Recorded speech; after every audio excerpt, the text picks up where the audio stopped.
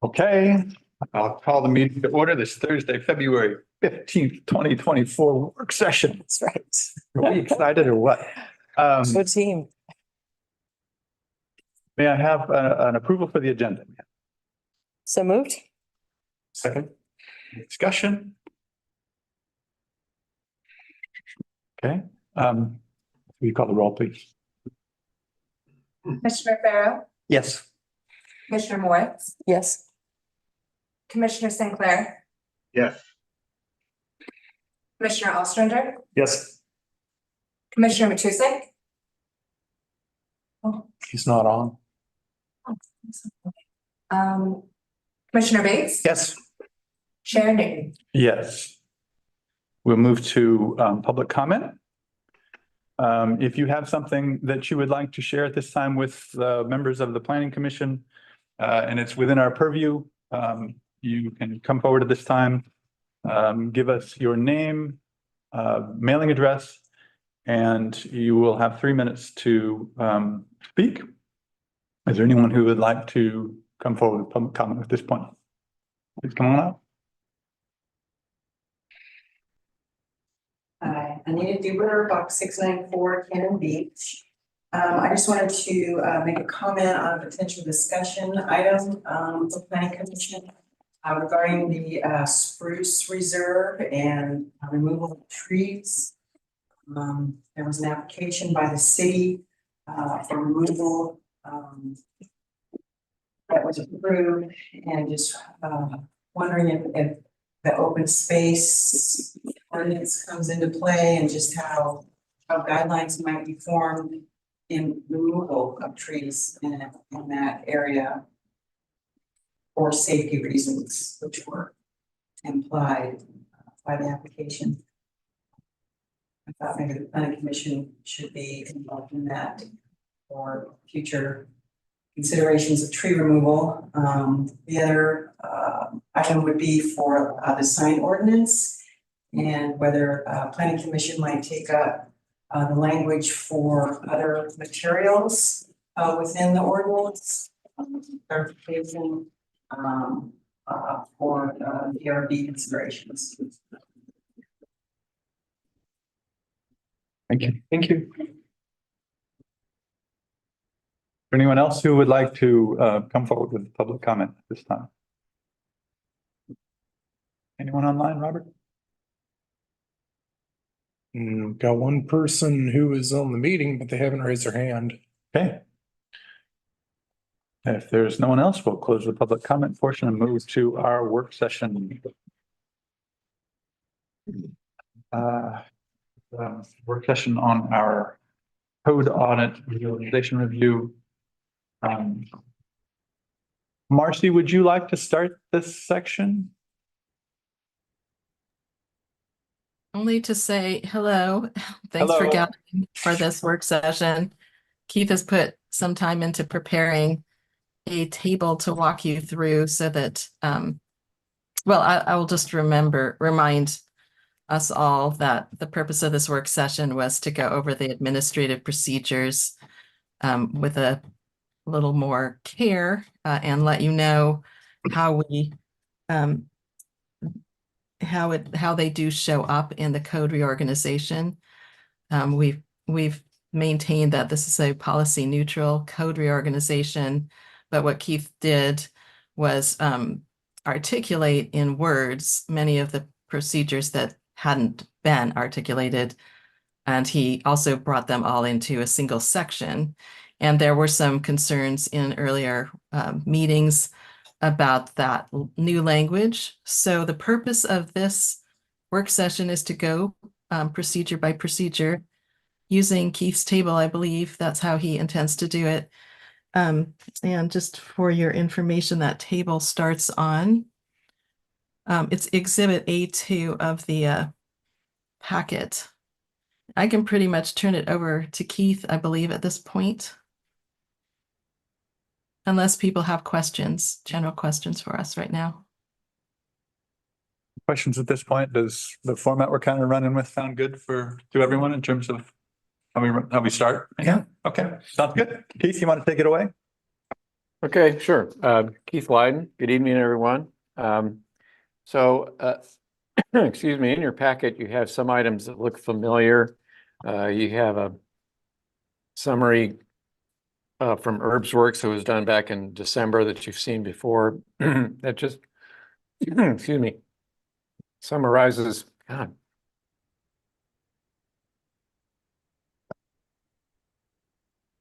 An overview of the entire reorganization. And then I added a table because there were a lot of questions about what happened to the procedural provisions that you have in the code now, where'd they wind up or what did you do with them? And so the table goes down first with the left-hand column, picking out all of the places where you have procedure-related items in your code now. And then a note about the review body that's in charge of those different things. And I did use some abbreviations to just make the table a little easier to follow and read and make it more compact. And then listed the new section where these provisions show up in the reorganized code, what the review body is, and then any comments about any changes, if any, that were made or adjustments that were made.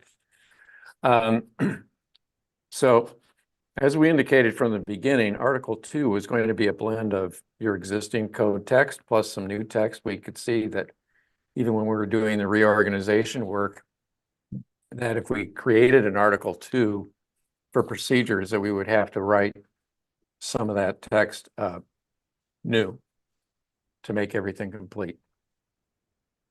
But what, as Marcy said, what we tried to do is keep it so that all the procedures are still the same, the review bodies are the same, and none of that changes.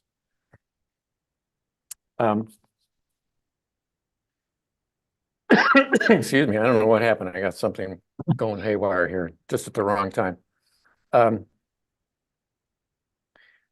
so one of the things you'll notice too in the code, you'll see a few places where you do see some strike through and addition pieces.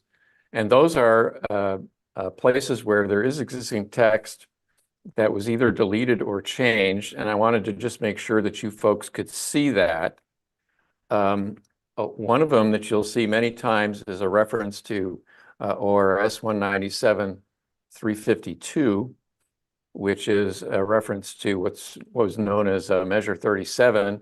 And we've been advised that that section of the ORS doesn't even exist anymore. And so that's why we took out those references, but there were a lot of them. So you'll see those. There were a few places where I was recommending some changes to some of the timelines, particularly for staff administration. And I noted those. So for example, you have one that says that a pre-application meeting is only valid for 6 months, and then an applicant needs to come back again for a pre-application meeting. Just in practice, that's a really short time. And things don't typically change that quickly. And I think you'll find in most codes that a year is what's given for a pre-app meeting, that if you have a pre-app, you don't need to come back for a year or more. And then another was that the staff had to determine if an application was complete in 14 days. And frankly, if you're busy or if somebody's on vacation, that can be an exceptionally short amount of time. And the typical period that staff has to determine if an application is complete is 30 days. And so I am suggesting those two time differences. When it comes to administrative procedures, right now you folks have 3 different types. You have what you call a type 1, which is no public review, no staff report really. It's just like things like building permit, or I'm not that familiar with some of your other type 1 things, but probably like a sign permit, if the sign complies with the sign code for dimensions and that sort of thing, would be a type 1. And then it has a type 2 administrative procedure, which the planning director makes a decision and is required to send notice of the decision, and there's an appeal period. And then you have a type 3 administrative procedure, which is the same as the type 2, except there is also notice given at before the decision is made, with an opportunity for people to comment beforehand. I was advised by staff that that procedure is hardly ever used. It only applies to 1 or 2 different application types, and that people essentially never took advantage of the opportunity to make comments in advance of a decision anyway. So we thought in the effort to simplify things that we would just have a type 1 administrative procedure, which now becomes what we're calling a type 1 still in this code. And then a type 2 procedure is still what we're calling type 2 here.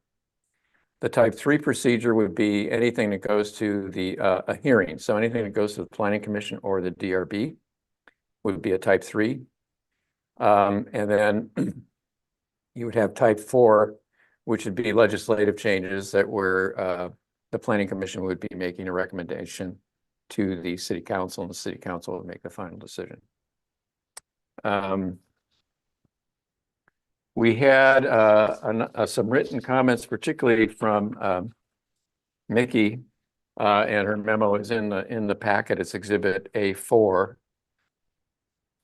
She has a number of comments and suggestions, and I think that all of those look fine to me. I think we could just either now or later just talk about what those are, but I think those look like good ideas to me. On some other things that we could change.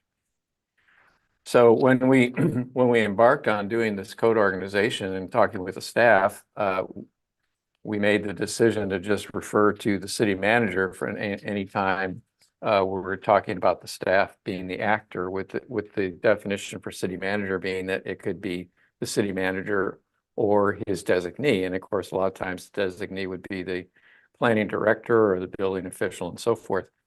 We've heard a number of comments that you folks might actually prefer that we're more specific about which staff person is in charge of doing whatever is noted in the code instead. And I'm sure we can do that, and also provide a little more definition for those people in the definition section. So maybe instead of just rattling on here, I don't know how you'd like to proceed. If you have specific questions, if you want to go through the table an item at a time, or if you're pretty comfortable with it and you just have some specific questions, I'll just leave that to you as to how you want to go from here. I would love to hear a little bit more about what your sense, this code obviously probably better than the rest of us. How often does the code currently not define who is the decision authority for a particular approval? I haven't counted it, but for example, I'll use home occupations as an example. You go to the home occupations sections, and it talks about what the criteria are and so forth, but it doesn't really explicitly say who is responsible for making that decision. It implies that it's the planning director, because down at the bottom it says the planning director can revoke a permit, but it doesn't really say who does it. So at this point, I haven't tried to clarify that question. It's still, not clearly written down in the code yet. And I think you have a number of instances that are like that. Another procedural thing that I noticed is that the conditional uses that are listed in the base zones don't align completely with the conditional uses that are listed in the conditional use section. So you have specific criteria for a lot of different conditional uses, but then in some cases you don't see those uses listed in any of the zones. So then it leaves you with the question, well, how do these line up? So I didn't Mhm. try to resolve those kinds of things either. That's going to be, probably more of a policy-based decision. So you have some of those things that are still in here. It's mostly, we just wanted to get this whole code reorganized. So we have something that we can work on over time, and that you know that you have an organization and a numbering system that's going to work, and then you can just get these things sorted out, and you're in a good place to do that. Okay, thanks.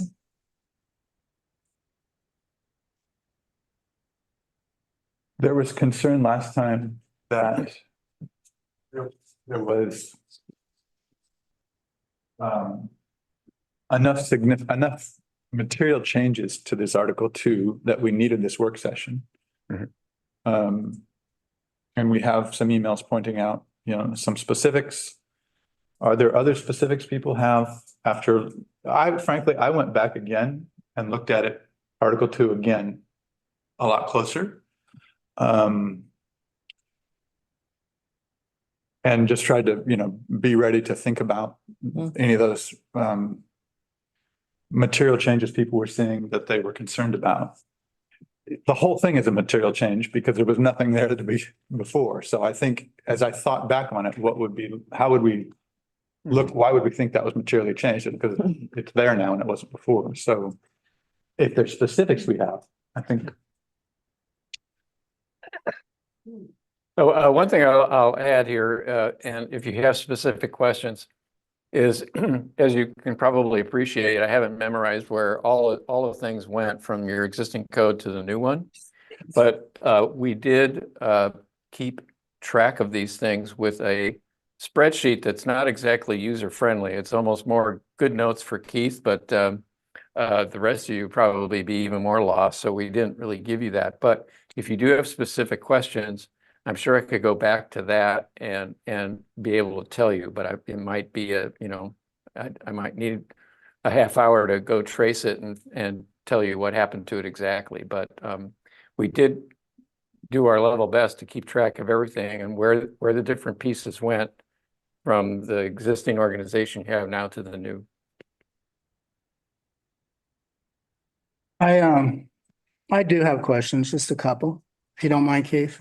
Sure. And I don't expect you to have answers for them tonight, Depending on your answers, I might suggest that we go ahead and ratify this thing without the administrative procedures, but so I'm looking at 1714-020 type 1 procedures.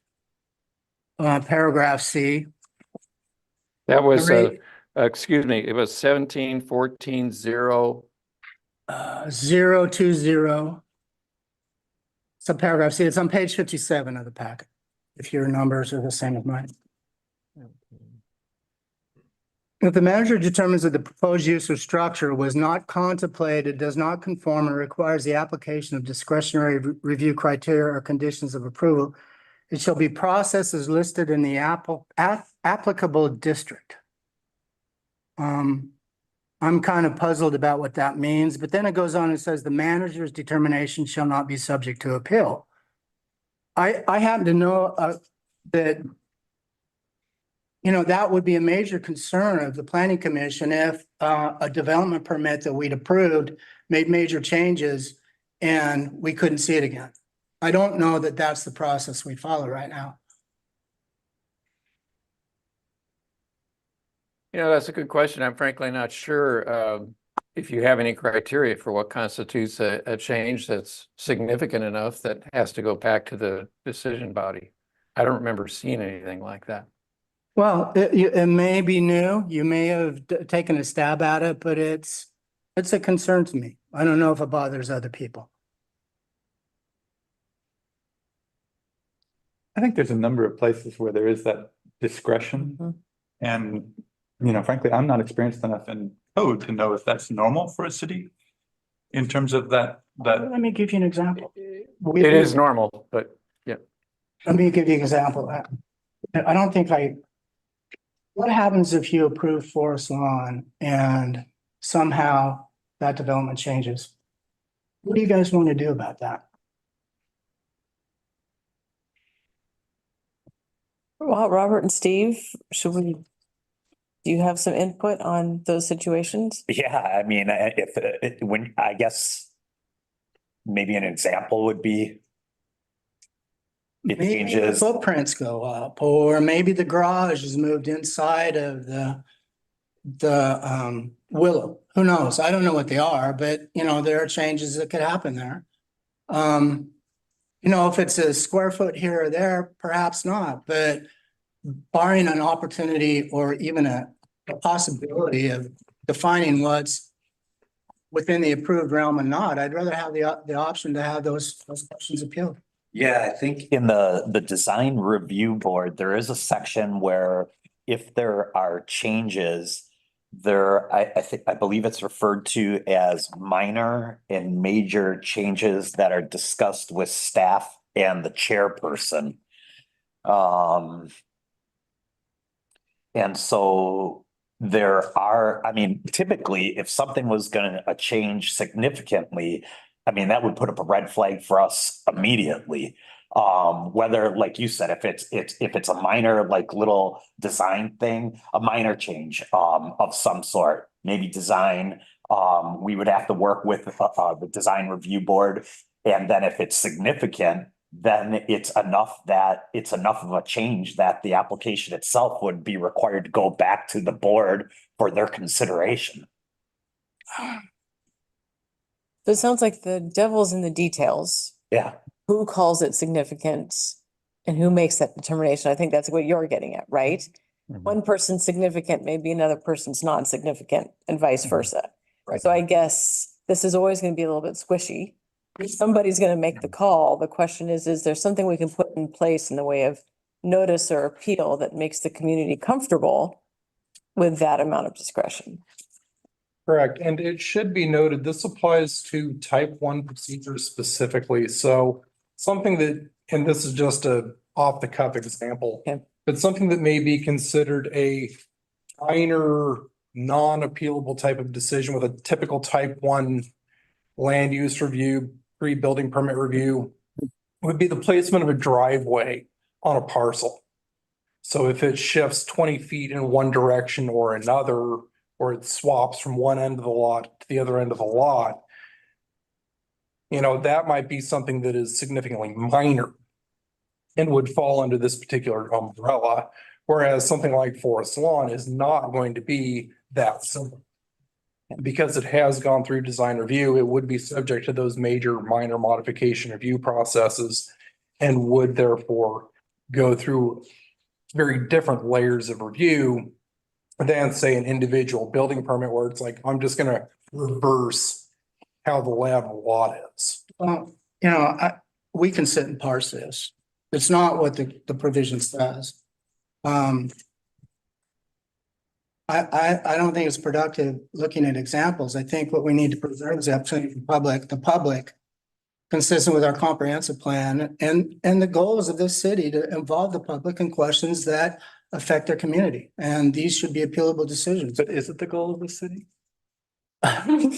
No, I'm not gonna sorry, take that but- up. But that's a question that I have because And let me give you another one, type 1 development action. So a tree permit. Where does that fit? Is that a type 1 in your opinion? I think we asked Bill Kavaisman that and he said it was a type 2. Okay. And maybe you create a little bit of a chart that shows how questions concerning overlay zones and natural resources are addressed here. Or, not you guys, Yeah. but Marcy, I don't know. There's so much ambiguity in what's written here. It clearly does not it covers situations where the change might be minor, but it also covers situations where the change is major. I think the biggest one in the type 1 is those are pretty minor decisions. Those are very minor, like you were saying, like a driveway, excavation permit. Oh, those are type 2.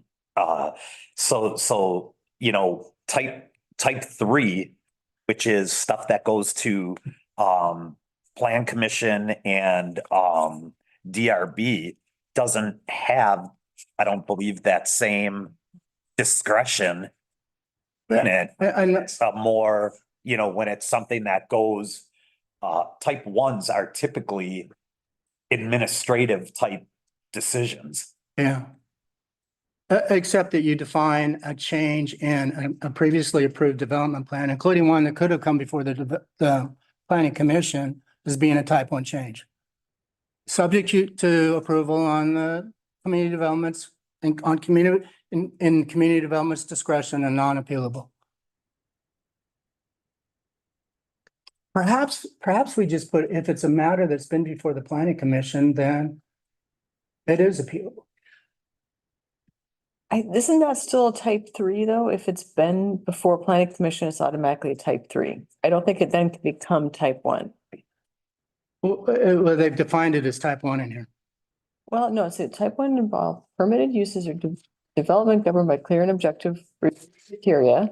So that means they were not before planning commission. Type one actions do not encompass discretionary land use decisions, which would be planning commission.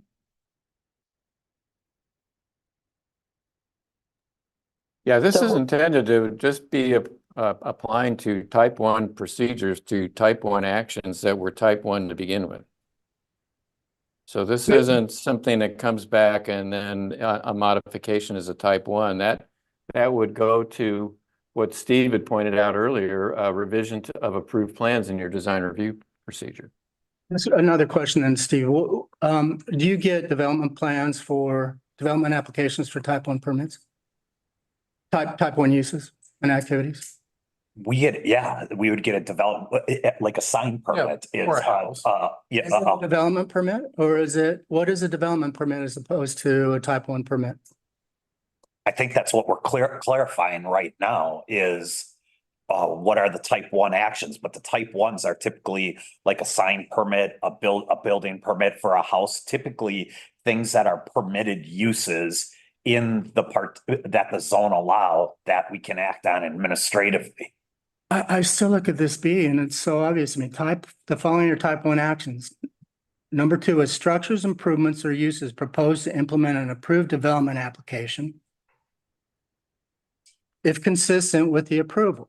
So that you've defined type one. Any development plan that's been approved, that's type one. You go on and say, if the manager determines the proposed use or structure was not contemplated, does not conform, and requires the application of discretionary review criteria conditions of approval, it shall be processed as listed in the applicable district, sorry. And that needs to be defined. I have no idea what that is. The manager's determination shall not be subject to an appeal. Mike, I noticed a thing in here. So when you're reading the number 2 there, B2, structures, improvements, or uses proposed to implement an approved development application. So they would be the permits for the building construction itself. So it'd be the building permit of the construction within the already approved development. So it's not the development permit itself that's being modified or adjusted. It's just the application for. You will see as a development permit, Eric, you will see a building footprint, particularly in an overlay zone. And if there are restrictions as to what can go into the structure, like businesses or other things, they'll try to define that, give you the minimum of dimensions that you need to do your job. So you're sitting there doing paper and pen calculations, and they'll bring it in and they'll say, here, approve this. It doesn't offend anything. Then they go and they have a change. And it could affect the footprint. It could affect where the property is laid out. It could affect a driveway that implicates an important tree. And what they're saying is, yeah, that's something that we can do as part of our discretionary authority. I don't believe that's what we intend them to be able to do in all cases. So would it make you more comfortable if it was an appealable decision? Mhm. If we left the rest of the language, but we said this should also be subject to appeal, just the way the other types of decisions are? That would be appropriate. So that could be a recommendation. Mhm. And it doesn't seem like it would be out of character for the rest of this for that to be an appealable decision. It's all every other decision is appealable. Yeah, no, I'm okay. If they'll go down that path, that's good with me. Do we recognize Jan? Doesn't that say that in D? I'm sorry, Steve. Doesn't that already say that in D, that the decision's appealable? The decision itself is, I think, the only part in C that it's saying is the decision whether it's major or minor. That part would not be appealable, if I'm reading the code correctly. That's the way I see it as well. Yeah. So this is Keith. Let me jump in here a little bit. I think the staff has been talking about this, and it's very common for a decision to be made by a planning commission, let's say for a site development, and they've given you a site plan and they've shown you which trees they plan to cut down and how big the development's going to be, how many square feet, and so on and so forth. And then you're going to first have some conditions of approval, most likely. And so one thing that the planning director would not be able to do is approve something that's contrary to a condition of approval. That would certainly not work. And you don't have that right now, but in some codes you will have some criteria as to what would trigger another review, you know, percentage wise, how much can you vary in square footage from the plan that you showed the approval authority to begin with? Have you shifted things, reduced setbacks that were critical, those sorts of things. So it's always kind of a judgment call. And it's very common for staffs to be making that kind of judgment call. I think it's also not uncommon if a staff goes back to the review authority and says, well, this is what we've got. What do you guys think? So instead of doing a notice, a public notice, I would recommend, since it's a type 1 decision, so then if we start introducing notice as being something that you do some of the time for type 1 and not other times for type 1, we just get into this kind of confused situation. What you might consider is just that the planning director will run it by the planning commission or the approval authority. We say the last part of what you just said one more time. Run it by the planning commission or what? That the planning director would just, for a decision that was made by another approval authority, and you're just like in this B2 example, that the manager or planning director could submit the proposal to the review body to just see if you agree, yeah, that looks fine. That doesn't matter with what we intended. And then you go forward, and then if you think there's an issue with that, then maybe you open up another review.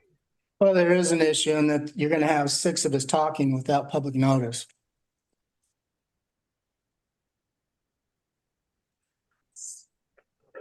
We could probably, I'm sure we could figure out a way to do that so that you're right, so that we don't have that Why don't problem. we just table this and the procedure here? I don't get the resistance. There is a problem. I don't want to haggle over it right now.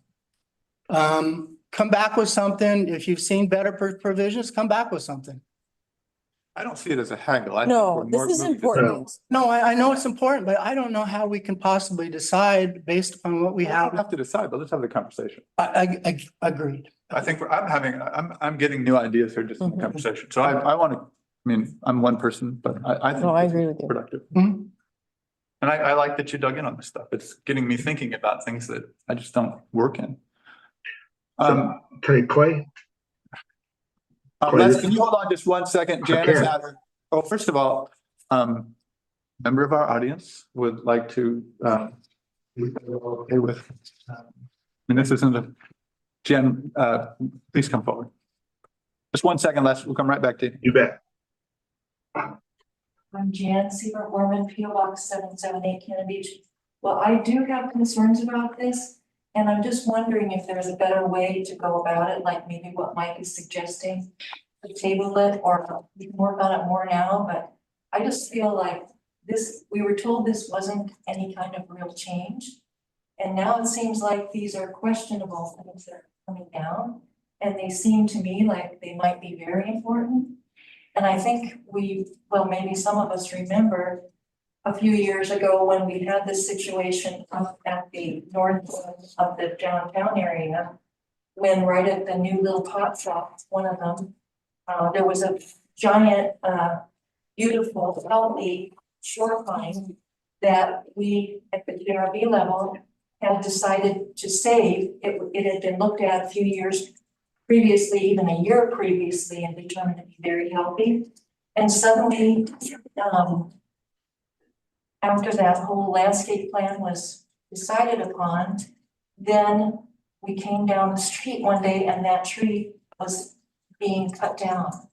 And what we were told was that the chair of the DRB at the time was given a question from the staff, this different staff at the time, but that it would be a minor change, which it was a large short pine, one of the few that were left in that area, and people were outraged. So I just want to make sure that we make sure as a community, we have these rules that are very, I thought we were trying to be very objective. So if we're changing these things about who gets to say what is what and who can appeal what is what, that is huge. That is not content neutral or whatever that term is. We needed to really take time on this.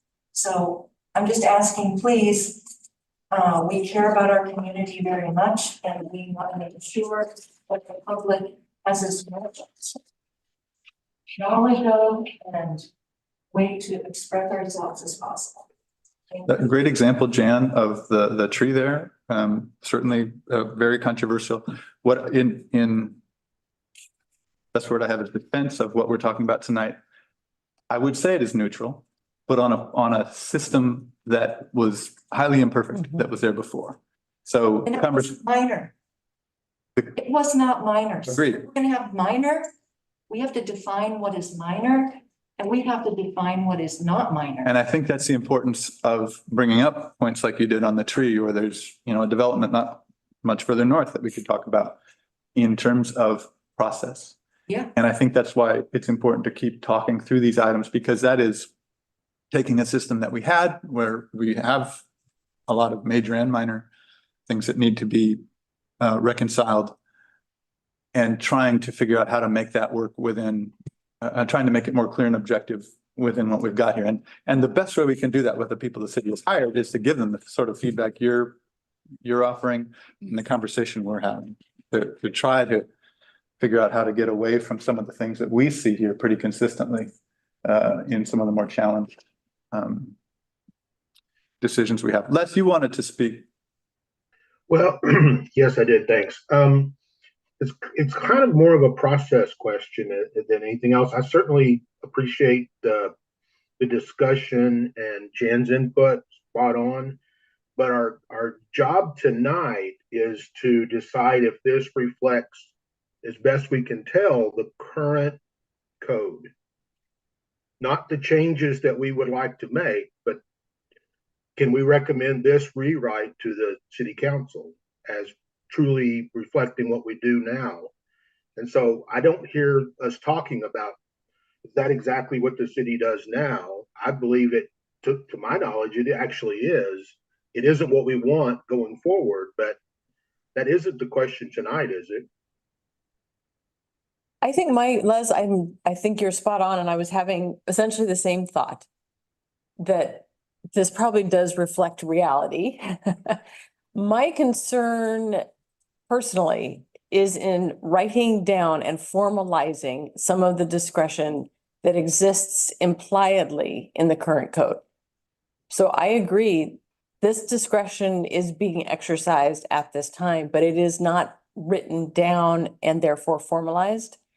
I get more nervous when I see it written out and formalized because it's less likely to change, quite frankly. So that is honestly my internal struggle with this. And I think short of having those measures in place to have some understanding of the discretion, we're going to go to the safety valve, which is how do you appeal it? And it's a big one to get to. How do you make it clear? For me, there's a missing piece, and I'm gonna try and say this as gently as I can, but please forgive me if I'm not gentle. This code audit is being worked on primarily with city staff. And what I don't understand is, or what I don't have a good grasp on, is city staff roadmap the same as our roadmap? Are they equal roadmaps?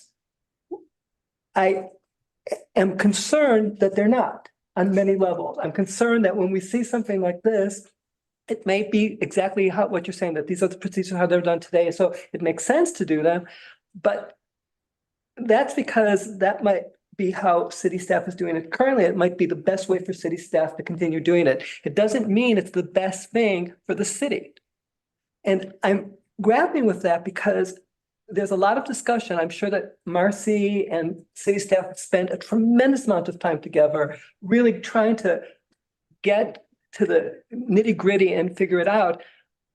And we kind of jump in at these other opportunities. But again, I come back to the fact that what I'm uncomfortable with is that I don't know that what I, as a citizen or as a commissioner, want for the city is the same as what you want, what Robert wants, or what Bruce wants. And until I know that, this is really hard for me to grapple with this, because I think there needs to be like what comes before the movie, the prelude. I think there needs to be the prelude to this conversation of maybe it's all the commissions with city staff conversation. Are we on the same page? What do we want for our city? I just don't think we're there. I really don't. That's my feeling. I'm just one person, but I feel obligated to voice that. Well, we are making recommendations to the city council, so we can certainly shape the way that conversation goes. And, if we need to reshape how it's viewed on the city level, that can be our recommendation. We have consistently been beat up on decisions over they're not clear and objective. Yeah. It is probably the number one thing we get with an attorney on the screen or here at night. That's not clear and objective. Here we go, back and forth. We have to make these discretionary decisions. They're gonna say that every decision when it doesn't go their way. Yes. So true. Of course, but I think that there needs to be an understanding of I'm going to be super clear. I feel that the planning commission is being marginalized. I can't think of a nicer or better word. And I think that other committees are equally being treated that way. I don't know if there's a thought process, if it's by default, or there's been so many changes and personnel and all of that, but that's how I feel. And when I read this the first time, I walked away from this thinking, oh, another nail in the coffin of the ability of the planning commission to actually do something proactive for the city. That was my gut feeling. And I reread it, and we had our meeting, and I left the meeting thinking, no, I still feel that way. And today I still feel that way. It's not an accusation. It's not pointing fingers. I'm just voicing what my feelings are and why it's so hard for me as an individual commissioner to grapple with this when that's how I feel. But in a way, isn't that the city's job? The staff's job? No. I think it is. We're not specialists. I'm not a specialist and I sell real estate. I go through this stuff. I'm like, I was an executive director and had a gazillion and one committees that I had to answer to. While I was hired for my expertise, I still had to listen to them. They still had an equal voice. I could not make a decision like some of the decisions we allow without their input. So I understand that things have been done a certain way because we do hire experts and this is their job to do, but it's our city too. And if I feel that our ability to represent the city is being marginalized, then that concerns me greatly. I guess my sense was that this is pretty accurate to what our job description has been, and I think we'll continue to be here. Dorian, to your point, maybe it feels like it's not as much say as we would like to have, but I felt like this captured what our purview has been, at least since I've been involved in planning commission. So I didn't feel as though this piece of code was inaccurate. It felt to me like this does reflect, but what I really liked, like I just mentioned, is that it did help me see how much definition there is or is not in how decisions are made. So there's a lot under the surface that this helped me think about. So let me ask you a question. Do you feel the Planning Commission current preview is enough? Honestly, it's the way it was designed. You know, I sure, there are plenty of decisions that I would love to get my fingers in, but I'm not being paid to do that. You know, that's not my job. So I do recognize that the Planning Commission has a limited scope. And I guess that's always been my expectation, that we're not here to be the development authority. We're here to look at a very limited scope of decisions. And sometimes I wish it was broader, but that is what it is. And you're probably right. In the judicial space, this is legislative. Yeah. But I'm saying in terms of if we're defining our judicial space, Yeah, I agree. it has always been limited. I don't know, I have a disagreement with it's the way it's always been. I recall First and Spruce getting up and appealing and noting as part of the appeal that the process had changed with that particular development permit. Robert and I had a discussion, it had changed.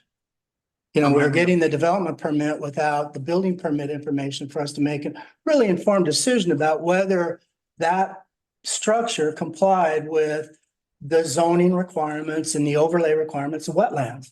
But the code hadn't changed. The underlying code No, but always allowed process- for the two permits to be done in the order. It had, but up until then, the process had been do them together. Right. And And then we that's the separated. piece we have to change in the code.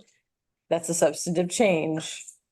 If we don't, Well, so is this, is a substantive change. If it's not in the code and the process changed 12 months ago, then, you know, then we need to address that. We need to address the whole thing. right. And so when we're talking about a code reorganization, question is, how do we feel about this Article 2? Is there something that feels as though it couldn't go forward as is? And maybe there are some pieces that we are so uncomfortable with that we say we couldn't recommend this. I can't recommend it. And I I think mean, if that's true, we should have a very, very defined sense of what it would take to fix it. Because that's the point of this work session, is to walk away with a to-do list. here, yeah, let's get to solution space. If a process, a development has been approved by a different permitting authority, us, and it changes, it comes back to us. And so that was something Keith recommended. He said some cities do that. We can do that. There- Another is if it affects an overlay zone. So a natural resource zone, then that, That has to come to us.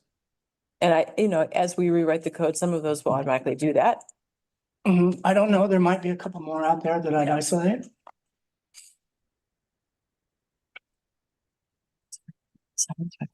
So by making those suggestions, that's different from the way it's currently done. Would this then, do we need to do, moving forward, would this be a whole? Fire.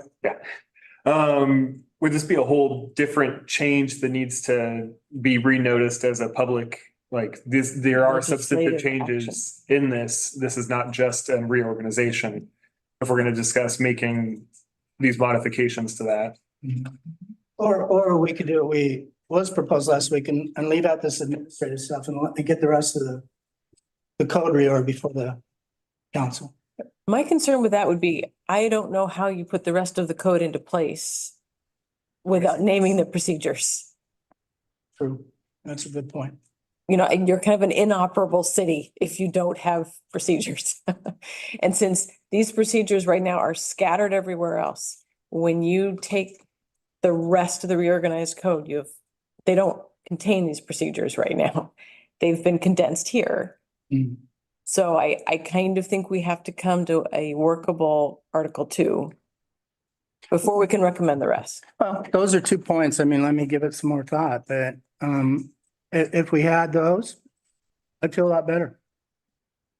Marcy and Keith, what did you feel about the possibility of working that in? Go ahead, Marcy. No, I'll let you go first, Keith.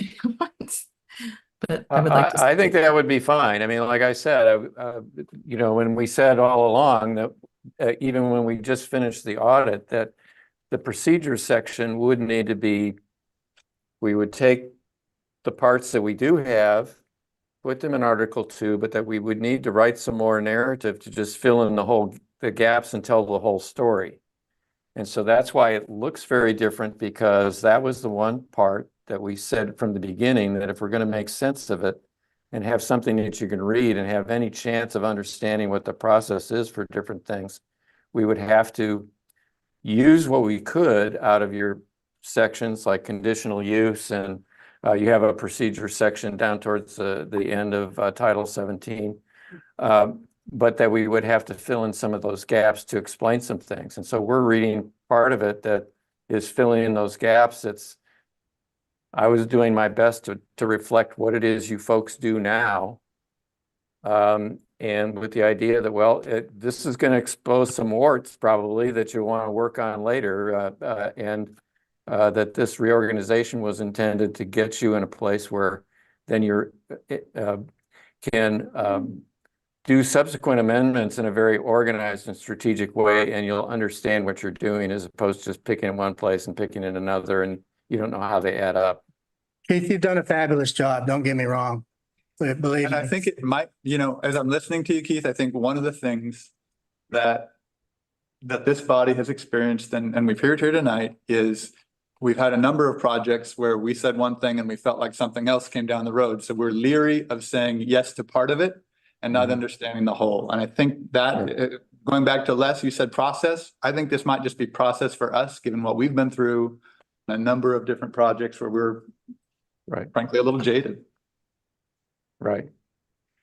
Okay. And I haven't really looked at a lot of your decisions or how you do the conditions of approval, but in some cases too, you might think about just having a little more specificity as to what things are really important in a decision that you're making, and that those items, for example, whether it's a tree or you can't reduce your setback in this direction because of this, or you just have some understanding with the staff as to what constitutes a change that's minor and fine for them to go ahead, and which ones you'd like to take another look at or have some way to do that. I thought we set this work session up specifically to select those things that you're not comfortable with and to work on them. I think that was kind of the nature of the conversation that I heard from Eric and Mickey, suggesting that we use this work session to review. I mean, the reality that Keith has articulated in words here, it may not be what you want. And now we could change some of these now if they are not too numerous. And so I wonder if it's possible we could get through this work session with an understanding of how many of those do we need to have additional work with you to make you comfortable with them. So we would be essentially writing a new procedure. How many do you think there are?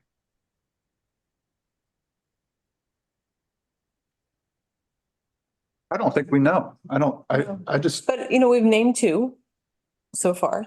I was looking at variances, anything that would require a variance, or perhaps even setback reductions. I mean, you shouldn't be able to approve a setback reduction on an approved plan. If we could add those. So maybe that's something you could write up and explain as an email to Marcy, and I'd be happy to do that. yeah. I think my input in terms of what would make me more comfortable would be to add something in the way of a process whereby citizens can request to be notified of applications on a particular lot. I know this came up, what was it, about 6 months ago with Will Rasmussen. Will Rasmussen. at the time, it seemed that where we landed, I think, was that the city basically agreed that he could request notification, but maybe that needs to be available to everyone. The city agreed to notify him of changes. That's what it was. And Settlement. he was looking on the website saying, hey, you didn't get updated it Yeah. fast enough and we missed a notice. Right. And then we kind of brokered, I guess, a deal where Think Jeff so. said, I'll call you or I'll let you know. Right, right. So rather than having to broker an individual deal with the planning director, it seems like there should be a system. And it doesn't have to be complex, but a way for a citizen to say, if there are applications submitted for this parcel or this lot, please notify me. I think that would potentially go a long way in making people feel more comfortable that they have the ability to know what is happening if they have a concern. So this would be following a planning commission or DRB decision. So this would be any application on a particular lot. So basically some kind of system for going to the planning department saying, my name is so-and-so, here's my contact information. If applications are submitted related to this lot, I'm requesting notice. I got concerns with that. I know, and Jeff did too, and that's how they ended up in court. And so from that perspective, there comes a point of time that there are certain responsibilities of people to inquire as well. And, you know, to talk to staff and ask things like that. But for us, I mean, if we want to hire more staff to do that job, I'm more than happy to do it. And there should be a fee. It should not be free But I mean, at a cost. things that we put online, we have blocks of emails of individuals who receive city notifications on all sorts of different things. But I personally don't feel comfortable being responsible to have each individual property owner in 5 years, someone comes in on a development, you know, staff is going to change. I don't know how that gets administered. I'm not saying it's a bad idea, but I don't want the responsibility of having to do that. What if there was a timeline? Like 6 months, like you could have a 6-month window. I think that's what we keep trying to put these permits online and keep trying to put things out for people, you know, so that I think is the extent that we feel comfortable with. Yeah. Just as somebody who's administered code for a long time, I could see where that could be a real nightmare if you're just trying to keep track of who's requested to get notified about which properties and all that sort of thing. It could get really, really very difficult to keep track of. I think maybe more public, I think going with Steve's suggestion, I think maybe more public education about where you can find this information, and then the city can focus on keeping its website as good as it can be. And then people just know exactly where to go to find that stuff, and it's open all the time. I think that would be a more reliable system, frankly. What's the notice someone applies to build a house? I know we have some times where we this came up in trees, where we talked about having to actually post a notice on the property saying this tree is being considered for removal. On We kind property. of got shot down on that. We could come back around to that. It's, you know, we're diving into the weeds here on this, but it might be one way to address the Yeah. concern that the public isn't aware of what's going on here. Frankly, they're not going to get educated on this until it's too late a lot of the time. Yeah. But if we have that notice where it's sign in the yard, you know, the neighbor's going Yeah. to see it and then they've got a fair shot at it. Maybe that's one way to address the idea that people didn't see it or. Yeah, I think that'd be great. I think it's a good idea too. I'll share with you our experience in trees. We did propose that. We had good conversations with Public Works. They pointed out that when you post those notices, they either blow off or disappear. People take them down. And so rather than push that particular issue, we let it go, but there is some resistance. Well, we modified. We didn't let it go. We agreed to the color spot. Yeah. It's very different, but it's still something. I mean, I have seen so many cities that have notice boards on Mhm. properties. It's standard. Yeah. I think part of the problem was everything Mike said, but there was also the staff availability to administer this. That was a concern that was brought up too. And that's a valid concern. I mean, do we want Public Works running around putting notices up? Absolutely, but would we rather them cut down trees that are about to hit somebody in the head? I think the latter would come first. But that, we did try. Anyway, I think that there's a notice concern in the community that we should try to keep front and center. This kicked up, like I say, I think it was 6 or 8 months ago in a very, very big way. It will the next time there's a notice problem. If there's nothing we can do about it right now, okay, but that definitely has been an issue in the past. I agree with you. So does some form of notice help offset then some form of discretion? That's what I'm thinking. I think it's much more comfortable for people to accept discretion if they know that there is a decision happening or an application placed And there's eyes on the process. and there's eyes on the process. I think that it's going to be very hard to sell this discretion to the community and not have some further or greater transparency into the process. But if it's a item 1, there's no appeal. So what, so even if you knew something was going There to, is an appeal. So the part that can't be appealed is the decision, what of decision it is. okay, Let me go back to the type. So it says the decision, so in D, it does say the decision may be appealed by the applicant as provided in so and shall be reviewed as a type 3 hearing, except the applicant owners of the property are entitled to know. right, but that's again, just the property owner, which we would assume would be involved in knowing what's going on anyways.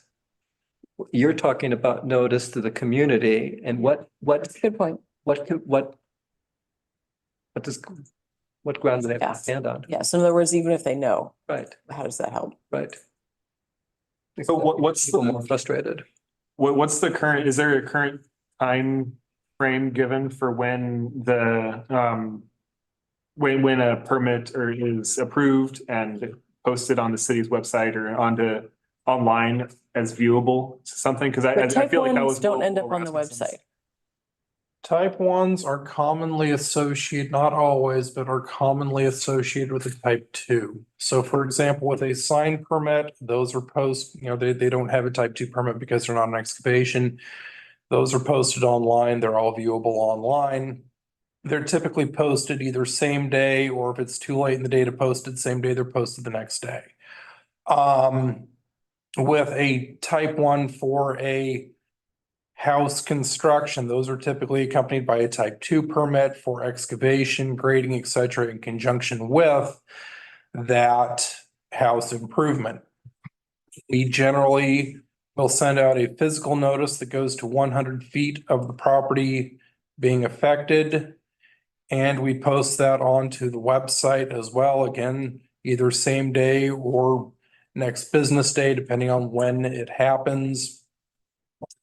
And generally, we have started referencing the type 1 permit with those. We have also started referencing e-permitting records, and we have been uploading information to Acela with e-permitting records. We have not had a significant amount of activity as far as new construction development over the last 6 months.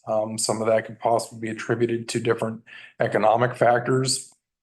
However, that is the typical approach that we are taking at this point in time. So the type 2 permit, that does have its mandatory notice requirement. We do go through that exercise. We do post it. We do mail it. We do send it onto the website. And we do reference the parent type 1 development in that notice. Right, but if you had a straight type 1 that was not associated with any type 2, that's not put on the city website. Well, like I said, things like sign permits, those are. Okay, so a signed type 1, but like just a building permit that didn't require excavation, et cetera, would not be. I think I've looked for some that were not on. Those are so few and far between. Like an addition or something to that Yeah, effect? that would be something like That kind of thing. on a Yeah. deck somewhere or something like Yeah. that. Yeah, So, that's right. let me, really just trying to understand. So excavation would be a type 2, correct? Correct, So any excavation being done would have to have notice. correct. So the excavation that is currently being done on the S curve, there was notice sent? Which one? are is you that a referring to? public Are improvement? you referring to the house that's being constructed out there? No, I'm where on the east side of Hemlock, around the S curve, there's a bunch of diggers digging up, making either the parking bigger. I'm not really sure what they're doing, but I'm just trying to understand how notice is sent. I think I'd have to know exactly what you're talking about Is that because there are, utilities? because there are utility and public things, public works projects that don't fall under that. Okay. I'm talking specifically in terms of construction. Of Is this the- homes. I mean, is this the Yeah. house as kind of the, It's not a house. It's basically I'm terrible at describing, I wish I could remember street names. But it's as you're driving on, coming north on the S curve, it's on, like I said, the east side. There's always been a little parking there. oh, yeah. But now, today I noticed that there was a bunch of equipment and they were digging into the hillside. I don't think there's a house going in there. I really would be shocked. Part of the retrofit for That's the where the city pumps are, water. isn't it? Yeah. I think so. But I'd have to- so that's the kind of thing, if it's public works, there would be no notice given, correct? Right. Because it's in the public right away. Got it. Okay. Again, I'm just trying to Yep, understand. yep. There are some type 2 permits that have gone out with public works projects, but it's not necessarily, I think I know broadly what you're talking about. But with a lot of utility related things, it's not the most consistent. Okay. I think the thing that distinguishes a lot of times is if it's in the right of way, that's usually a public works. We're usually, zoning ordinance is usually dealing with private property. Got it. Okay, thank you.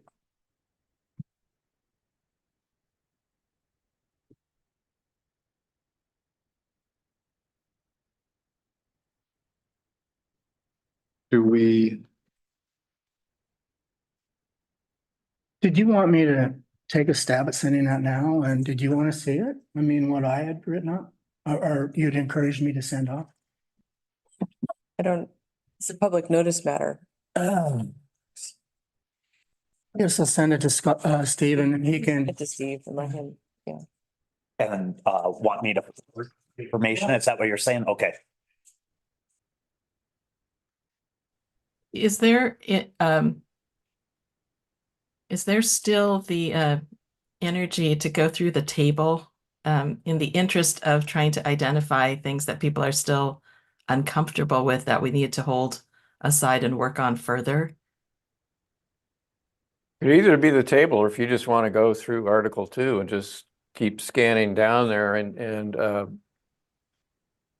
anything that you noted when you were reading it, we could do it either way. The table is really just to provide an accounting for where the existing language in your code now wound up in the reorganization. So one thing it doesn't show text that was developed new to try and explain what you folks are doing, and I think this section is one of those. But however you'd like to do it, but at least if we could get a list of the things that you're concerned about, then we can work on coming up with some ideas to resolve those.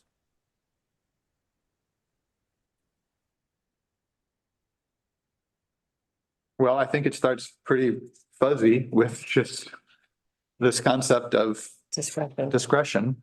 And how do we mitigate that at this level without having go deep into some of the specific sections in the code?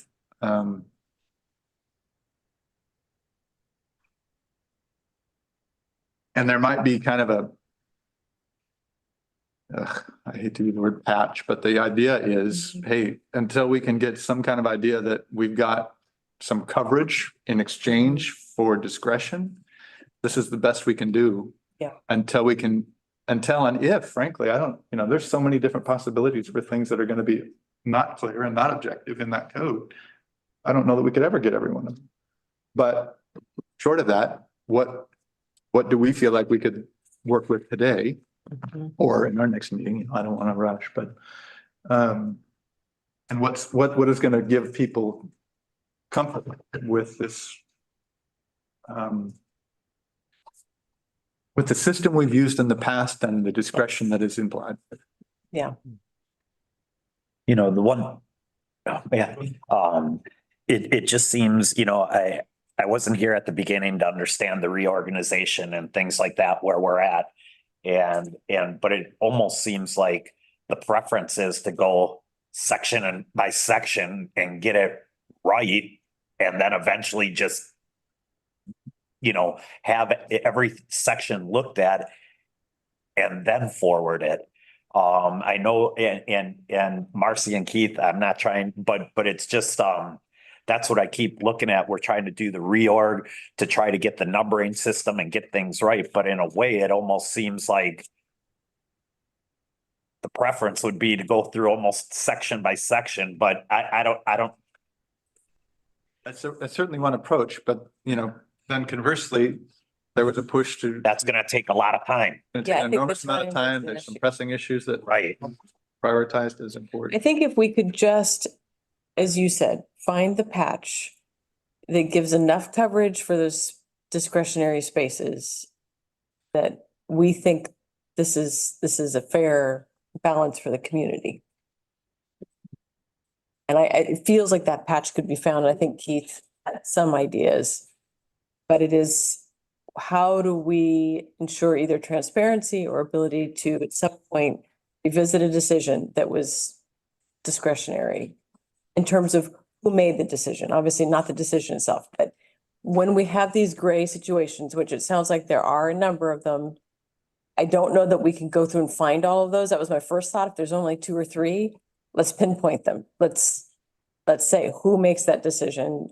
How is it done? What type of procedure will it be? But if a number, it sounds like, Keith, there's more than we could just go through and find briefly. We do need to have a process that says when there is not an explicit procedure assigned already, how is that decided? And then in that instance, is there some kind of safeguard, make people comfortable with that discretion?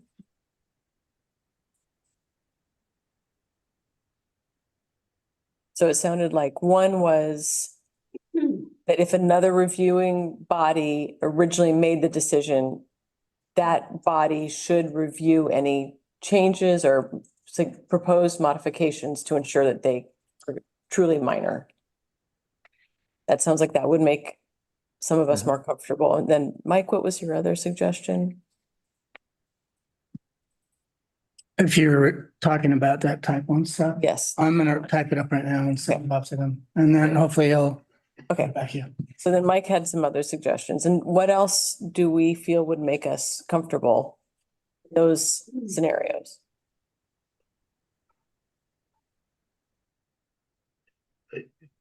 Clay, this is Les again. I'm still confused to a degree. Are we trying to improve our code or just match it? And I think the things that have been discussed are critically important, but are we making those changes tonight? And is that okay to do that and then make that recommendation to the council to accept it? Or is that part of the next step of the process? And should all we should do is make a note of these things and return to them once we've got an accepted code, revised code to work on? Again, I'm back to process more than I am anything else. The next phase of this audit rewrite actually was to address the procedures. And so we could do it now if there are a limited number of them that people are uncomfortable with, and we could fix it now. We could fix them. Now we should do it. So not even if that's not what we're currently doing, we can improve our own process at this point in the whole procedure. Right. I get to Okay. the process that we designed. It maybe, was might have worked. The process was to adopt a completely policy neutral code, reorganized only, all the language stays the same. However, many of your procedures aren't described. And so we had to describe them, and Keith had to do that to make this, as some people have said, a complete section, and you can kind of move forward. I think the idea was there would be none of these issues. Everything that you do is written down and we simply put the text in a different place. That's not what happened. You know, you have things that you do that aren't described, they need to be described. We could accelerate the administrative procedures phase of the project and do that now. Does that help, Les? It helps me very much. That really wasn't exactly my understanding, so thank you.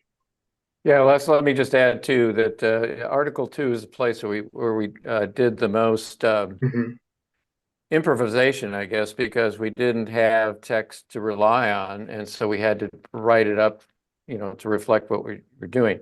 With all the other articles, that is almost completely just reorganization, no changes whatsoever to the text. It's just relying on existing text. So for example, all of the base zones, the zoning districts, other than changing the numbers, it's absolutely identical.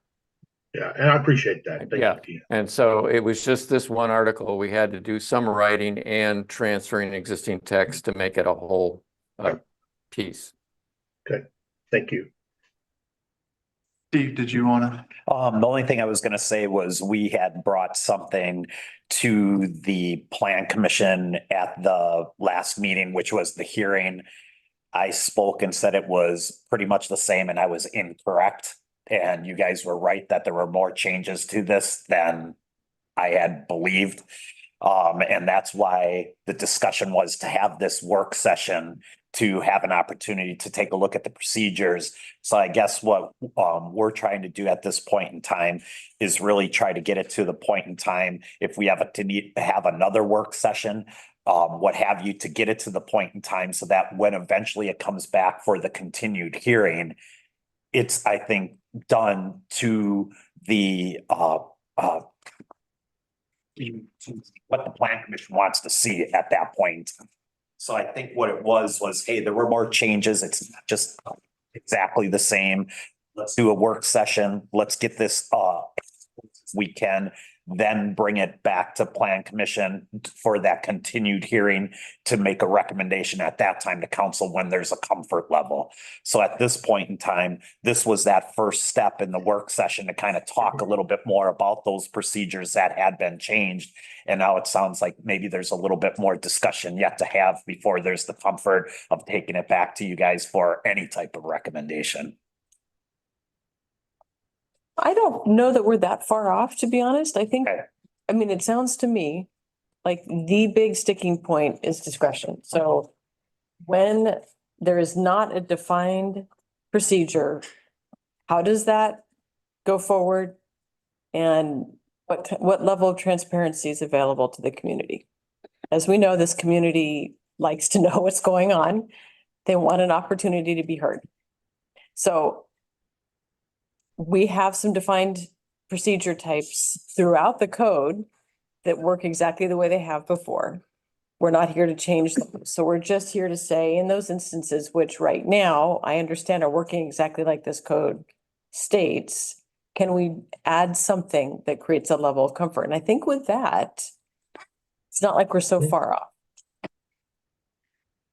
Yeah, I just want to make sure that instead of having that discussion at the hearing, not saying that we can't have discussion. I'm not trying to say that, but I'd rather have it to the point in time where everyone's comfortable, then bring it back to you being like, yeah, we've addressed this. It's where we want it to be. We feel comfortable to recommend accordingly. So it might, I don't know if that means, hey, we take the information provided from you guys, tweak it one more time, do this one more time, and then bring it back for the continued hearing. That may be, you know, something to think about. I don't know, Marcy, if you have any thoughts on that, but that is kind of what I'm hearing, I believe. So can I ask a question about what would happen in a particular instance? So I'm looking at 1714-060, determination of proper procedure type. Middle of A says the decision of the manager is not subject to appeal on its own, but may be alleged as an error in an appeal of the decision on the proposed development. let's say there's an action that is not currently defined. The manager decides it's a type 1, which, looking at the type 1 procedure, appears to not be appealable unless you're the applicant yourself. That means if you have a discretionary decision that a particular procedure is the type 1, that is in effect not appealable, correct?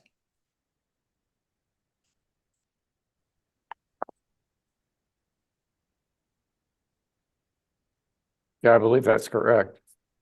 Type 1, that, you know, like, right now you would be calling it a type 1 administrative review. And then, as I indicated earlier, you have 2 other flavors of administrative review, but the other 2 do require notice.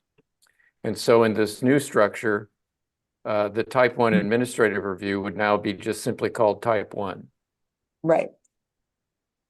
So there could be some instances in which there is an undefined procedure type, which gets assigned type 1 and really is not able to be appealed or otherwise no input. And I could see the community getting really uncomfortable and saying that should have been type 2, but there's no way around this.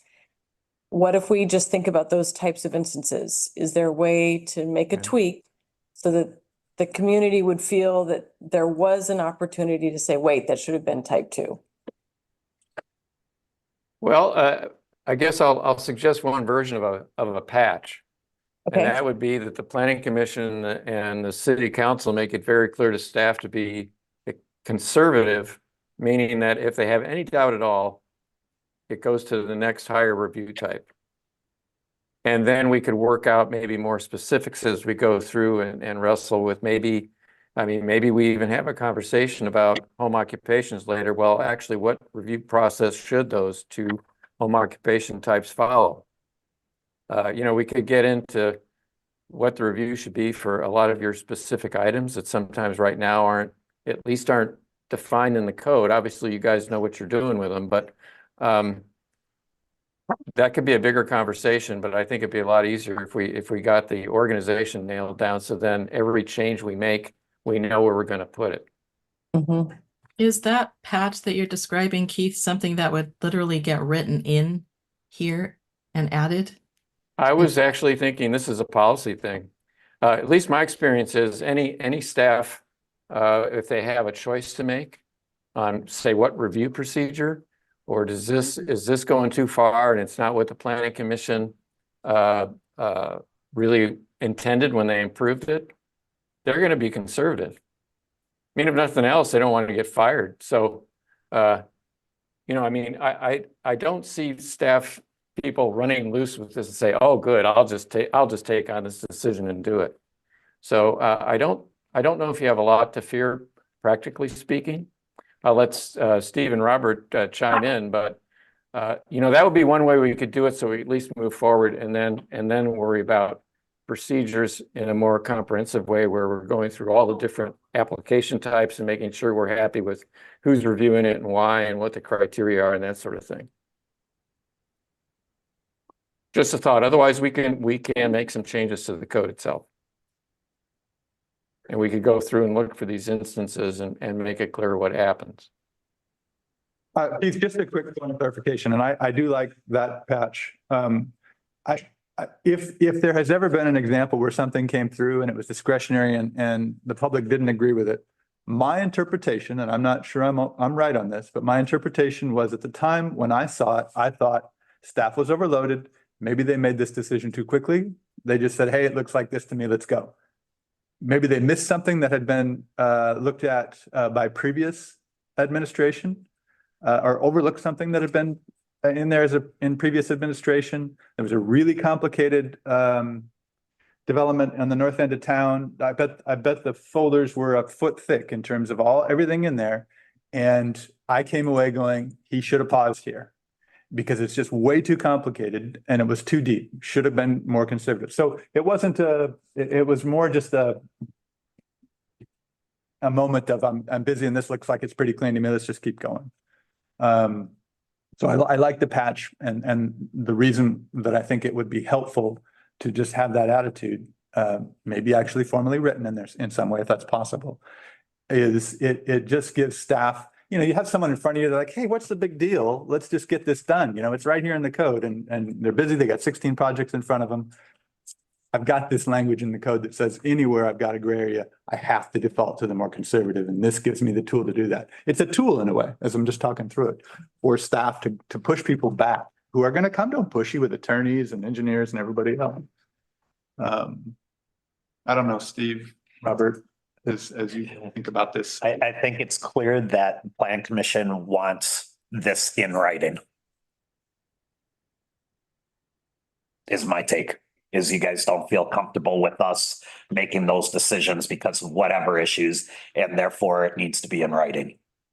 I think that's probably a good summary from what we've heard here tonight is, and it for me anyway, personally, it's not at all personal to the staff. It has to do with the process. And I'm good with that. Okay, good. That's why I suggested it, because it's clear that's what you guys are indicating. I don't know that it's a consensus, but I've heard it enough tonight to know it's a concern. Pretty close to consensus, I'm But saying. does that handcuff, Robert, does that handcuff you from doing your job? Yes. Okay, there are impacts, sure. Everything's gonna have. I don't think it handcuffs. Other. I don't think it handcuffs, but I'm not sure I'm right. I think there has to be a very clear definition on what is this gray area that triggers the second review? Because otherwise, if I were Robert, I would be second guessing myself the entire time, would be really, really stressed and would not have a good quality of work life. Seriously, that's just me. I tend to stress, but I'm just saying, I think that if we're going to put something like that in place, and I don't disagree with it, I'm just saying it has to be done thoughtfully in a way that's going to be truly a tool that benefits staff and the city, and not something that makes their job even harder. Well, then it comes back to us, because as I said to start with, it's a patch, it's highly imperfect, but it allows us to get to the second section, which is the definitions. Maybe we come back to it and go, hey, that was always meant to just fill in until we could get back to the code, dive into that code and get it specific. So there wasn't the need to have this kind of temporary thing. But I think even with the patch, we could have a clarity on it shouldn't be left up to, I'm feeling overwhelmed and I'm just going to now defer it. There has to be guidelines. There really needs to be a policy and procedure of when does it trigger the need to say, oh, I really should get this reviewed. Additionally, this is not something I should decide on my own. I think that we have to be clear on that, even as a patch, because otherwise we really are hand. But the challenge is in being specific. I mean, here's a specific example. We got into the definition of a story on a house at one time. What is a story? Is it just as simple as approving that property because they're applying for a one-story dwelling? Or is a story, defined by the Oregon Building Code different? And do they then need to move to much more discretionary or much less discretionary approval? We could go on all these places where we just can't possibly name it all. What is point source discharge versus non-point? To me, it seems like we've had no end to all these areas that you have to live in daily. They're hard they're hard decisions. Dive in periodically. So to me, I'm concerned that we'll try to nail it specific and there's just about no way. That's my own opinion. I don't know that I'm right. My experience is that I think that staff does a great job of making their original assessments and determining how to handle various things. The issues that I'm aware of really revolve more around this definition of minor versus major variance. It's not that the staff doesn't approve appropriately. It's things change, they always change, and we don't have a good method for managing that. The DRB can do certain things for commercial structures, but the Planning Commission doesn't have an equivalent process for residential. And I don't even know if we can, because it all have to be clear and objective anyway, but still. It's the changes that happen that I think that upset people. The staff, I think, understands the code very well. And I suggest maybe you could approve with a letter that goes to council saying this is not done with respect to areas where there is discretion we haven't addressed. We're simply moving this on to get the reorganization in place. And we will revisit any area of discretion to make it clear and objective as we move forward. And I think hopefully that's enough notice. This isn't done. That's it. If you guys move forward, if we decide to move forward, And it's then, not done. okay, so and then what? How are you gonna ensure that this actually gets back to and gets done? Because we're here and that's what we're supposed to Oh, do. my, We've moved it to council. It's. yeah. Yeah. It's out of our hands at that point. We're gonna be working through, yeah, whatever. Because you've made the recommendation to council. It's just no easy answer. There's not. Nope, it's not. That's called a punt, Mike. I'm not above it. Well, you know, I'm not in favor of it either. The only thing I would say to that is, you know, again, we're still gonna be going through section by section. Not saying punt, not saying anything, but there's still, you know, we're still going, all these sections that you see here, we're gonna be going through. Right. And the administrative sections too. All of it, Absolutely. including those sections, most. So that will come back into us as part of this code audit process. That is true. And this just needs to be something we're comfortable with for probably a year. Yeah, Because honestly, it's going to take that long probably to get back to it. yeah. So And we, That's the thing I think everyone needs to understand is the time frame in between now and potentially when that happens is longer term. So whether or not these things need to occur at this point in time to get some more comfort level, or they're happening down the road. That's the decision, I think, before you guys. I guess we're telling you, we're gonna fight like hell wherever we see the discretion and you're gonna bring those provisions in anyway. So I'm okay with the council knowing this is a conditional approval.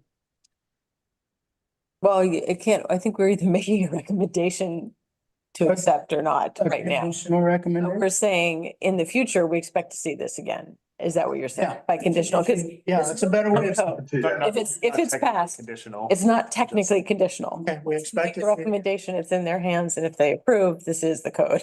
It's not gonna have a little asterisk next to it. Yeah, and the important thing to know is right now, we're not making any decisions this evening. Strictly work Exactly. session.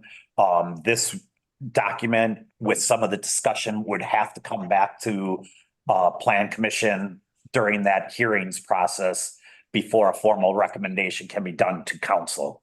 So there can be some of these tweaks discussed to get in here and then bring it back to you. It's just, like I was saying before, I just want to make sure. I would hope when we do that, we've tweaked it enough that everyone's comfortable. So when we bring it back, it can move forward. Not saying I don't, if it doesn't, I'm good with that. I got no problem with that. But I'd much rather have you guys, you know, have it where you're comfortable and then bring it to you where you can maybe feel comfortable enough to recommend favorably at that time to council, I guess is where I'm trying to get to. I'm just wondering if, since HerbWorks has heard our deliberation and our concerns and our feedback, if maybe they can take a stab at rewriting this with our voices now being heard, and then we could take a look at it at our next planning commission to see what the rewrite looks like. And maybe it will address all of our issues, and then we could more clearly recommend or not recommend it to council. I'm just wondering if that's something that could happen. Do you think that we've talked through and given enough recommendations for us to recommend that they bring it as a continuance or just as a work session item during our next month's meeting?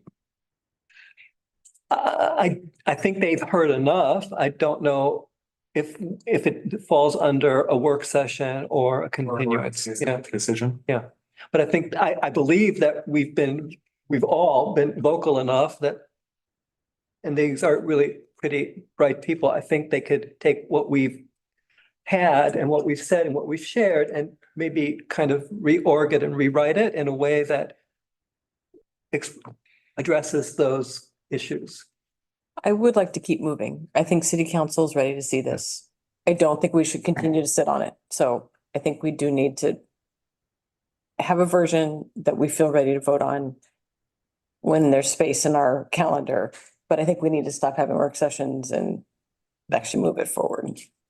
Yeah, I would also- I feel confident that they're with what recommendations we've made in the past to Herbs Works, that they have implemented those changes pretty much to what. So you agreeing that they should rewrite it and present it to us at our next, or we'll review it at our next? There's time for notice and everything else, but Could I just point of clarification? So are you talking then not have it as a discussion item, actually the continued hearing for action? right. Okay. Well, but it would still allow for discussion. Yeah, absolutely. Okay, fine. Yep, no, it would still allow for it during the hearing to have the discussion and you guys could continue it again if it wasn't satisfactory. So no, absolutely, there would be discussion. Okay. I think where I was trying to go is whether or not it's like tonight where we're just discussing and talking and there's no formal action. Or if we continue the hearing, have the discussion with the possibility of formally acting on it. And I think what I'm hearing is we should continue the hearing and bring this to the next meeting for potential action. Yes. To be This is Keith. clear- I'd like to say that based on what I'm hearing, I don't see that it's going to be much of a rewrite. I think it's going to be just changing some critical passages in different places to make it clear what's supposed to happen. So I think it'll be a series of very distinct changes that we can show you at the next session. Hopefully be very digestible and understandable, and we can hopefully satisfy your concerns and be able to move on.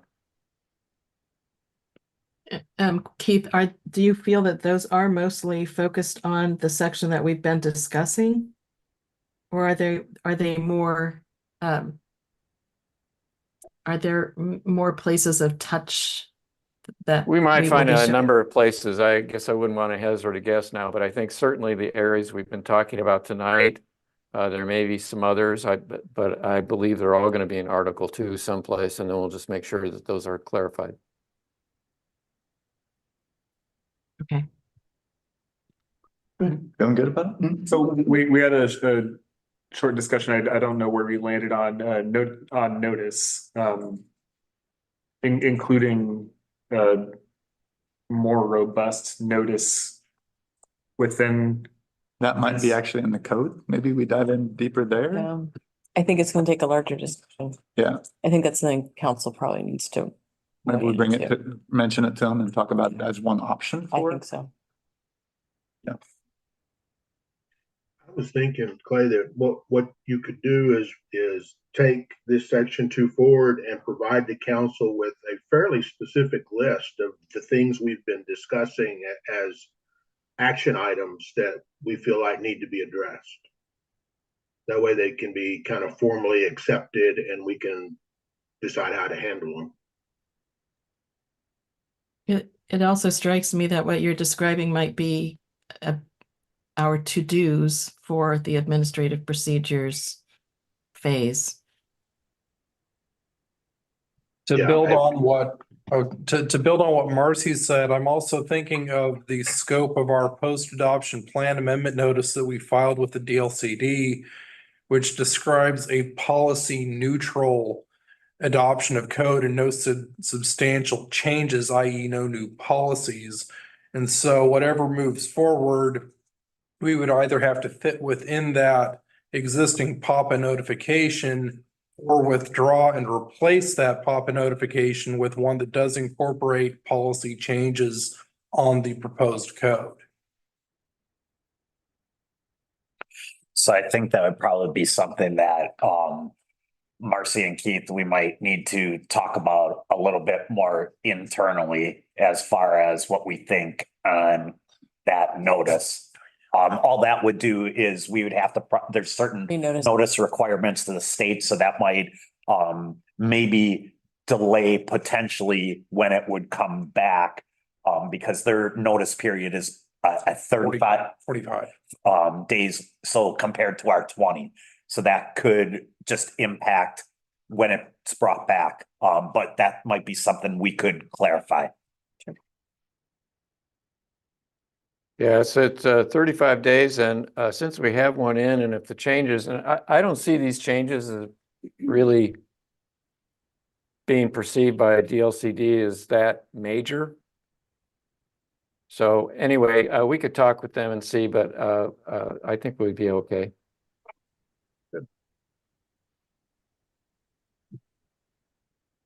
Feeling good about this? Yeah, I do. Yeah, thank you. Anything else anybody else would like to bring up for the group to consider, for Marcy and Keith to think about? This is, well, I got less. This is less. I got one more question. I'm sorry. And this is for Keith. So Keith, the changes that you foresee making that you don't think are going to be that significant, we're talking about what, changing the manager to more specific title or title type designations? Is that one of the things you're thinking about making, changes you're making? We could. We've had a number of requests. I can talk to staff about that. When we were putting it together, the staff idea was to just refer to city manager when we're talking about any staff person. We've heard a number of comments saying, well, actually, we'd like the opposite. We'd like to specify who it is. And I think it's fine either way. And that would not be a difficult thing to do. And then really, I think it's just clarifying how some of these judgments are made by the staff, particularly as to which process has to be followed, or if you're reviewing a decision that's been approved by DRB or the Planning Commission, and there's some changes to it, when does that trigger another hearing maybe with the Planning Commission, just to make some of those things clear. Okay. Yeah. And so I don't think DLCD in the scope of this, I don't see DLCD would have much issue with any of these or see these as being really big changes to what we told them we were going to do and what the Papa Notice is about right now. Okay, thank you.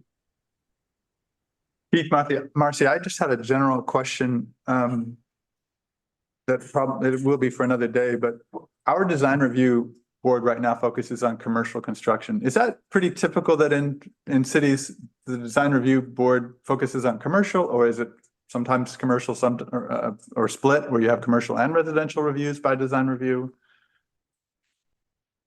What's the typical scope of a design board?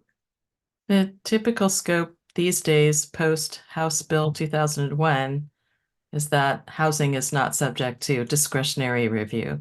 Got it. So it's not subject to design review. Got it. Thank you. Sure. Yeah, in some cities, you'll have a design review board really reviewing development applications and a planning commission really concerned with long-range planning, comprehensive plan amendments, things like this, more type 4 decisions. Recently I read through our handbook and the state's handbook, and it did say we focused a lot more on big picture items. And I feel like, we're in the trenches on a lot of this stuff. I guess it's just the world we're in, and maybe the handbook was written before that House bill came through, but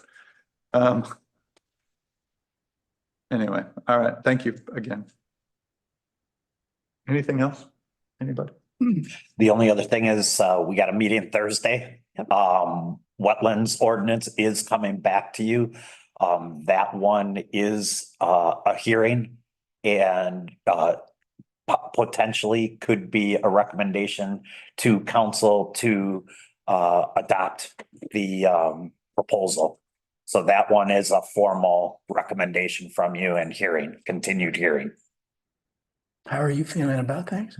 I think it's going really well. Marcy and Keith have been working really, really hard and just, I think, really capturing what we had hoped would happen. Good. So, a question on that. When we're finished, I was looking at we call it, I guess, the riparian overlay zone. Right. Next. I'm wondering if we could take that wetland ordinance when it's done and carve out a small section for riparian areas, you know, and then the biggest issue is Logan Creek and Ecola and their essential salmonid habitat. So maybe do a little bit, make it simple for everybody to do an amendment once you get it through to the wetland overlay zone so that we cover riparian areas. Right now, I think our buffer in there is 5 to 10 feet for riparian areas. Yeah. Not nearly enough for salmon habitat.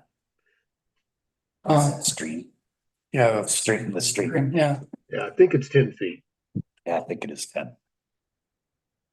I saw something kind of cool on the way over here Oh, really? at Logan Creek at Laurel. I don't know whether it was an otter Yeah. or a fish or something, but Otter. right there at the outflow, there was something swimming around there. It saw me and took Oh. off, but it was That's really awesome. I've cool. seen the otter out recently. Is there an otter? Yeah. Okay, little guy. Yeah.